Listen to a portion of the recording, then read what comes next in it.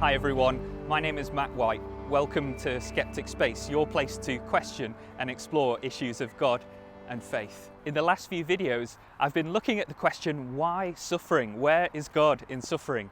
And today I want to give a philosophical response to the problem of suffering, which I have found helpful and which I hope helps you as you wrestle with this massive issue of God and suffering. Let's get into it.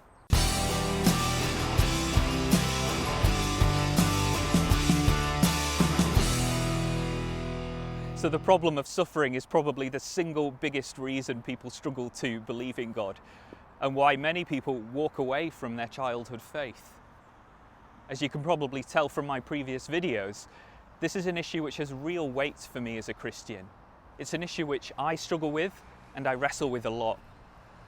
I say that because I think it's important not to minimize the problem of suffering.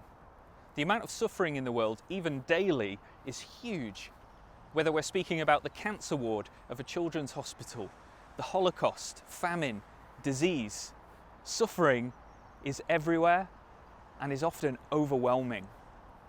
And any response to suffering which doesn't honestly face the sheer horror and amount of suffering in our world is, for me, not worth your time. For me, I lost my mum to cancer when I was 7 years old. So suffering has touched my own life too, and I say that not because I think my suffering is any worse than yours or anyone else's, but just to say that this issue has touched my own life too. Now, I first heard this response to suffering from philosopher William Lane Craig. I like it because it isn't so much trying to prove God exists, which personally I find quite boring. Instead, it seeks to show the limits of what we can know for sure. It's an appeal to epistemic humility. For those who don't know that word, epistemic just means how we know stuff. And Craig says that the argument against God's existence on the basis of suffering contains a presupposition which needs to be made explicit. The atheist presupposes, Craig says, that God cannot have morally sufficient reasons for permitting suffering in the world. But how, Craig asks, could the atheist ever know for sure that God cannot have any reasons for allowing suffering? The burden of the argument, therefore, isn't on the religious person, it's on the atheist, because the atheist is claiming to know for sure that God can't have any reason for allowing suffering.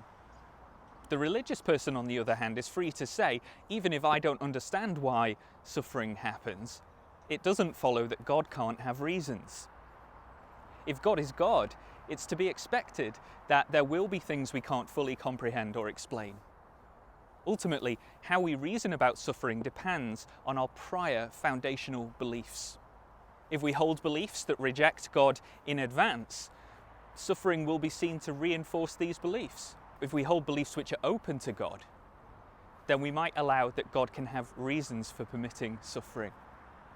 As with many things, it comes down to whether our foundational beliefs include or exclude a spiritual realm. So to conclude, the atheist might be right. It could be that God can't have any reasons for allowing suffering. But let's be clear about what's being claimed. The claim is that God can't have any morally sufficient reasons for allowing suffering. But for me, I think, how could anyone know that for sure?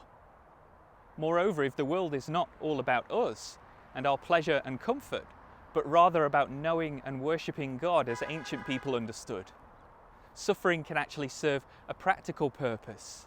Suffering can wake us up out of our own self-sufficiency and dispel the illusion that we have the strength to rule our own lives. Now, to be clear, Craig's argument doesn't tell us why suffering happens. What it does is point out an assumption in the argument from suffering to atheism. The assumption that God could have no reasons for allowing suffering to happen. But if God is all-knowing and all-powerful, it seems entirely reasonable to me to believe that he can have reasons for allowing suffering that we can't fully comprehend. This is Skeptic Space. I'm Matt White. Thanks for watching. If you're finding these videos helpful, then consider subscribing.